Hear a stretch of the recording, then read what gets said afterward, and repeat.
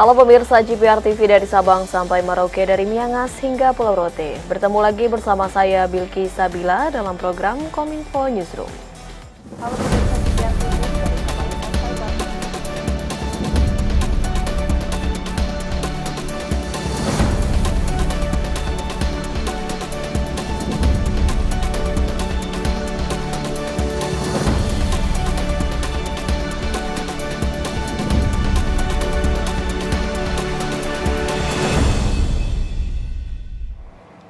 Inilah Kominfo Newsroom selengkapnya. Pemirsa, beredar konten unggahan di media sosial. Informasi menyimpang mulai dari stiker Bank Mandiri hingga gas air mata di GBK. Hasil penelusuran tim AIS, Kementerian Komunikasi dan Informatika menemukan fakta. Informasi tersebut adalah hoaks dan disinformasi. Direktorat Jenderal Aplikasi Informatika Kementerian Komunikasi dan Informatika merilis berita menyimpang pada beberapa hari terakhir. Berita disinformasi muncul setelah beredar unggahan video di media sosial Twitter yang menggambarkan terdapat gas air mata di sekitar Stadion Gelora Bung Karno menjelang pertandingan sepak bola antara Indonesia melawan Vietnam. Dalam video yang beredar, terlihat kepulan asap membumbung ke udara dan terlihat juga masyarakat yang berada di lokasi itu menjauhi tempat kejadian sambil menutupi wajah. Polda Metro Jaya membantah kepulan asap tersebut berasal dari gas air mata. Berdasarkan laporan personil di lapangan, asap tersebut bersumber dari flare yang dibawa supporter. Berita hoax lain muncul dari informasi di media sosial Facebook yang mengklaim bahwa stiker call Mandiri dengan nomor telepon 02133131777 pada mesin anjungan tunai Mandiri ATM dapat merekam PIN. Informasi tersebut juga diklaim berasal dari Bank Indonesia. Faktanya, klaim yang mengatakan bahwa stiker call Mandiri dengan nomor telepon 02133131777 yang ditempel pada mesin ATM dapat merekam PIN adalah salah. Melalui akun Instagram resminya, Bank Indonesia membantah klaim itu dan tidak pernah mengeluarkan informasi seperti yang beredar di media sosial. Bank Indonesia selalu menggunakan saluran resmi dalam menyampaikan informasi kepada publik, yakni melalui website bi.go.id atau menghubungi kontak center +62 21131. Hati-hati terhadap berita palsu, hoax, dan disinformasi. Cek dulu dan saring sebelum sharing ke berbagai gadget Anda.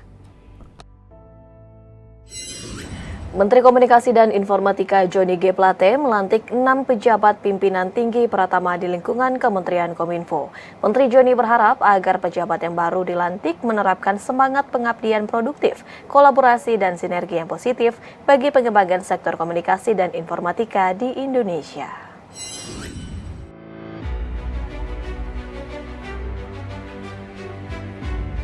Menteri Komunikasi dan Informatika Johnny G. Plate melantik 6 pejabat pimpinan tinggi Pratama Kementerian Kominfo di ruang Ops Room Kemenkominfo Jakarta pada Senin 9 Januari 2023.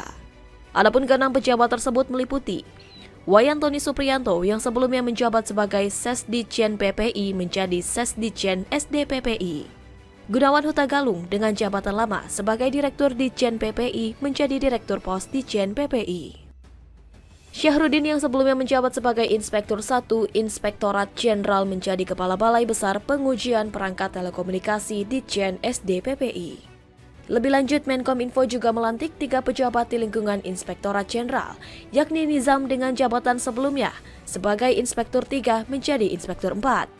Ivan Santoso sebagai Inspektur 2 setelah dilantik menjadi Inspektur 1. Dan terakhir, Fajar Budiantoro selaku Inspektur 3 yang sebelumnya sempat menjabat sebagai Inspektur 4 Inspektorat Jenderal Kemenkominfo. Dalam menutup sambutannya, Menkominfo berpesan kepada ke-6 pejabat yang baru saja dilantik untuk berkolaborasi bersama mendukung arah kebijakan Presiden Republik Indonesia Joko Widodo dalam mewujudkan resiliensi negara yang kuat, terutama dalam ruang lingkup internal Kementerian Komunikasi dan Informatika. Saya kira banyak tugas yang harus kita lakukan, tantangan terus ada. Tidak ada hidup di dalam satu era yang sangat dinamis tanpa tantangan. Justru tantangan itu menjadi peluang bagi kita untuk terus maju, untuk mengawal pembangunan negara di sektor telekomunikasi dan informatika, untuk mengawal bangsa kita, masyarakat dan rakyat Indonesia bersama-sama bergerak maju dan sukses di dalam transformasi digital nasional. Untuk bersama-sama bahu-membahu mendukung arah kebijakan Bapak Presiden, ya, yang begitu jelasnya, sehingga di tengah tantangan global Indonesia tetap mampu bangkit, tumbuh, dan mewujudkan resiliensi negara yang kuat. Menteri Koordinator Politik, Hukum, dan Keamanan Mahfud MD menegaskan pihaknya bertanggung jawab bahwa penerbitan peraturan pemerintah pengganti undang-undang atau Perpu Cipta Kerja sah. Menurutnya, penerbitan peraturan pemerintah pengganti undang-undang Cipta Kerja untuk mengantisipasi badai ekonomi global yang akan terjadi. Menteri Koordinator Bidang Polhukam Mahfud MD menanggapi terbitnya Perpu nomor 2 tahun 2022 pengganti Undang-Undang Cipta Kerja. Mahfud MD menyebut penerbitan Perpu mendesak karena alasan ekonomi global di tahun 2023 yang akan mengalami resesi. Mahfud menegaskan Perpu ini dibuat sebagai langkah antisipatif setelah 4 lembaga keuangan internasional menilai Indonesia akan mengalami masalah dalam pertumbuhan ekonomi global. Menurut Mahfud, Perpu ini merupakan langkah konkret kebijakan strategis untuk menyelamatkan rakyat dan menyelamatkan ekonomi Indonesia. Sebelumnya, sejumlah lembaga keuangan internasional juga memperkirakan pertumbuhan ekonomi Indonesia di tahun 2023 berada di kisaran 4,7% sampai maksimal 5%. Sedangkan Indonesia sebetulnya memproyeksi pertumbuhan ekonomi nasional 2023 minimal 5,3%. Antisipasinya apa? Harus membuat kebijakan strategis dari sekarang untuk menyelamatkan rakyat, untuk menyelamatkan ekonomi Indonesia. Nah, kebijakan strategis itu tidak bisa dikeluarkan sebelum Undang-Undang Ciptaker itu diundangkan. Karena Undang-Undang Ciptaker yang ada oleh DPR, oleh MK, ya, harus diperbaiki dalam waktu 2 tahun dengan cara memasukkan dulu sistem Omnibus Law di dalam tata hukum kita. Nah, sistem Omnibus Law itu sudah menjadi undang-undang nomor 13 tahun 2022. Sudah diuji ke MK oleh masyarakat, sah. Nah, sekarang tinggal Undang-Undang Ciptakernya. Nah, kalau membuat Undang-Undang Ciptaker itu harus diproses melalui undang-undang, padahal pemerintah tidak boleh mengambil langkah strategis untuk menghadapi ekonomi global yang sangat mengancam itu, maka cara lain harus ditempuh, yaitu Undang-Undang Ciptaker itu harus disahkan dulu dengan perangkat peraturan perundang-undangan yang setingkat dengan undang-undang.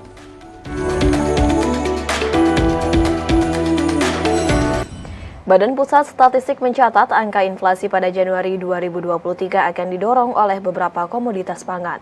Kepala BPS Republik Indonesia Margo Yuwono mengatakan, beberapa kabupaten dan kota telah mengalami kenaikan. Oleh sebab itu, diperlukan upaya pengendalian inflasi, seperti memperkuat pengelolaan stok dan menjaga ketersediaan komoditas pangan.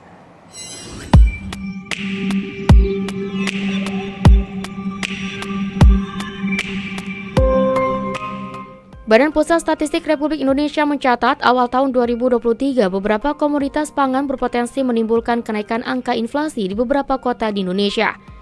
Seperti cabai rawit, beras, cabai merah, bawang merah, daging ayam ras, dan minyak goreng. Kepala BPS Republik Indonesia Margo Yuwono menyebutkan untuk bahan makanan bergejolak saat ini masih dalam keadaan yang stabil. Namun, tetap harus waspada karena harga-harga tersebut diatur oleh pemerintah. Hingga saat ini sudah mulai ada kenaikan harga bahan makanan pada bulan Januari, seperti cabai rawit yang telah mengalami kenaikan harga di 81 kota di Indonesia. Disusul dengan komoditas lain seperti harga beras yang naik di 72 kota, cabai merah di 65 kota, bawang merah di 56 kota, daging ayam ras di 55 kota, dan minyak goreng di 39 kota. Margo Yuwono menyebutkan tentu diperlukan upaya pengendalian inflasi seperti memperkuat pengelolaan stok, menjaga ketersediaan komoditas pangan, menciptakan kemandirian pangan, dan mengurangi ketergantungan impor bahan pangan. Ini catatan kita minggu pertama, ya, untuk beberapa komoditas bergejolak yang di minggu pertama ini terjadi kenaikan harga. Ya. Sebaliknya, ya di beberapa komoditas juga harganya menurun. Telur ayam ras ini bagus pengendaliannya karena terdapat 206 kabupaten kota telur ayam ras ini di minggu pertama harganya mengalami penurunan. Demikian juga daging ayam ras itu ada 118 sampai dengan cabai rawit, ya meskipun di beberapa kabupaten kota mengalami kenaikan, di beberapa daerah cabai rawit juga ada sebanyak 42 kabupaten kota yang harganya di minggu pertama ini mengalami penurunan. Jadi Bapak Ibu sekalian, dengan memantau perkembangan harga secara mingguan ini, tentu saja ini adalah langkah yang sangat baik, sehingga kita bisa mengendalikan inflasi secara cepat dari waktu ke waktu, sehingga nanti inflasi bulanannya bisa kita kendalikan dan bisa sesuai dengan target yang ditetapkan oleh pemerintah. Badan Penyelenggara Jaminan Produk Halal Kementerian Agama mengimbau pengusaha segera mengurus sertifikat halal mulai tahun depan. Kepala BPJPH Muhammad Akil Irham menegaskan akan ada sanksi terhadap produk-produk yang belum memiliki sertifikat halal.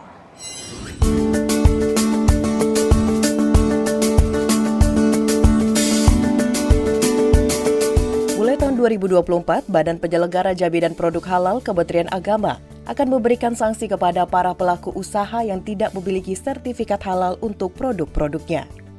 Dikutip dari laman siaran pers Kementerian Agama, Kepala BPJPH Kementerian Agama Akil Irham mengatakan, masa pendahapan pertama kewajiban sertifikat halal akan berakhir pada 17 Oktober 2024.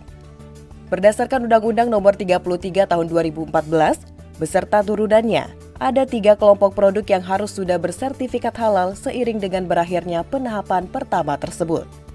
Produk yang wajib bersertifikat halal itu yakni pertama produk makanan dan minuman, kedua bahan baku, bahan tambahan pangan, dan bahan penolong untuk produk makanan dan minuman, ketiga produk hasil sembelih dan jasa penyembelihan. Lebih lanjut, Akil menegaskan seluruh produk yang masuk dalam 3 kategori tersebut harus sudah memiliki sertifikat halal pada 17 Oktober 2024. Akan ada sanksi bagi pengusaha yang tidak mengantongi sertifikat halal atas produk-produk wajib tersebut. Adapun sanksi yang harus diberikan mulai dari peringatan tertulis, denda administratif, hingga penarikan barang dari peredaran. Sanksi tersebut diberikan sesuai dengan aturan yang berlaku. BPJPH membuka fasilitasi sertifikasi halal gratis yang bisa dimanfaatkan oleh pelaku usaha kecil dan menengah. Dengan program ini, masyarakat bisa mendapatkan sertifikat halal secara cuma-cuma. Pemirsa, kuota jamaah haji Indonesia tahun 2023 kembali normal. Kabar tersebut dikonfirmasi selepas penandatanganan bersama antara Menteri Agama Yakut Khalil Qomas bersama dengan Menteri Haji dan Umroh Arab Saudi, Taufik Al-Rabiah di Jeddah.